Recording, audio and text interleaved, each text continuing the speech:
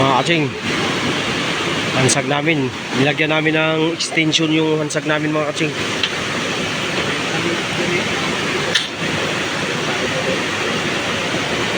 Kasi pag nung bumaha kasi ng malaki-laki mga katsing, hanggang dito na yung tubig, muntik na masagad eh. Kaya ngayon nilagyan namin ng mahigit isang dipa na extension sa Manivinji ni Rino. Patapos na rin mga katsing. Bukas maglagay na kami ng madaanan namin doon, tulay nga bamboo ang gamitin namin mga katsing. Ito yung kabuuhan ng hansag. Pero wala na mga katsing, ano na eh. Yan o. Yung sahig, ano na yung sahig. Talagang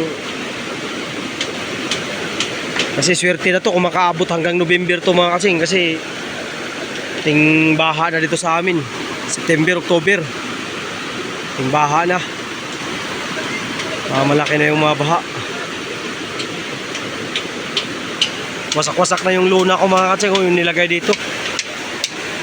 Yung kalahati, wasak-wasak na yung dito. Okay pa kasi nga hindi naman nabibilat sa araw. Ito lang lagi.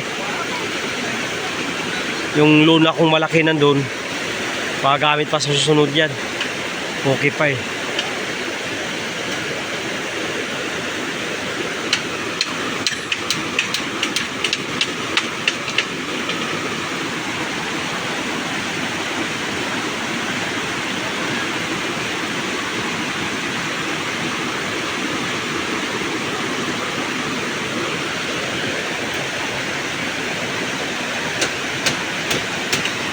Ayan mga katsing, kabuuhan ng hansag namin.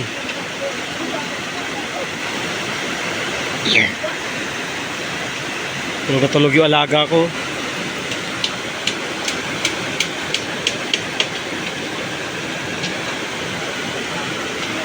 Pero pa isa.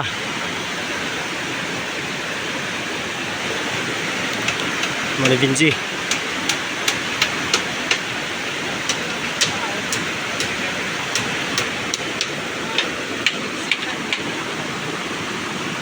Baha na lang kulang mga katsing.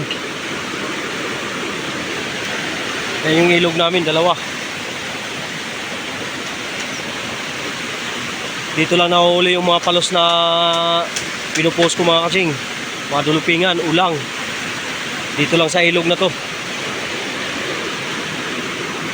Ito ang ilog na to na maraming ulang na malalaki. Tinatawag namin Kaunajan River. Ayun naman, yung ulang na Manggulimbaw, doon, marami doon sa Anahawan River.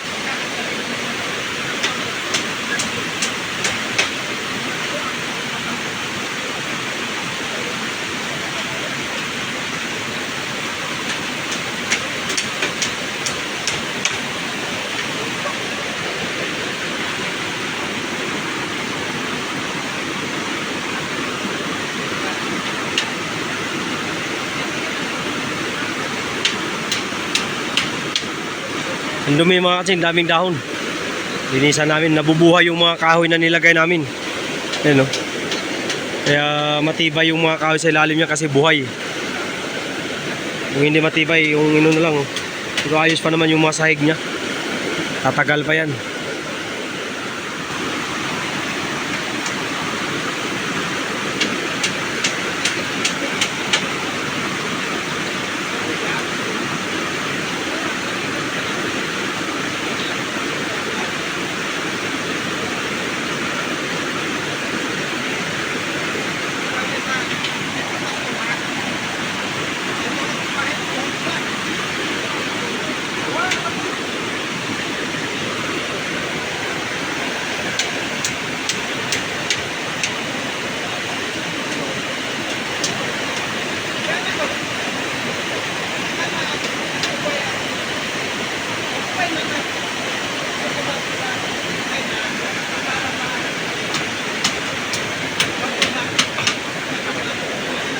Barko ang pinag-usapan nila mga katsing.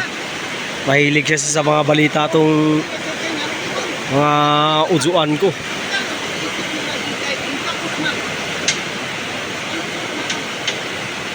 Pinag-usapan nila yung barko sa China.